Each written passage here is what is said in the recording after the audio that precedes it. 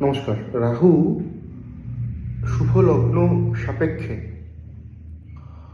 যদি লগ্নের একাদশ ভাব, অবশ্যইভাবে শুভ ঘর হতে হবে রাহুর জন্য, সেটা শুভ ডিগ্রি, শুভ নক্ষত্র। লগ্নের তৃতীয় ভাব, লগ্নের ষষ্ঠ ভাব, লগ্নের দশম ভাবে থাকে শুভ নক্ষত্র, শুভ ঘর, শুভ ডিগ্রি নিয়ে। এবং সেক্ষেত্রে রাহু প্রচণ্ড সেই জাতক বা জাতিকাকে কিন্তু অর্থনৈতিক দিক থেকে, তাদের কেরিয়ারের দিক থেকে, তাদের আর্থিক সেভিংস থেকে শুরু করে সম্পর্ক সব ক্ষেত্রেই মোটামুটি অত্যন্ত ভালো ফল দেয়।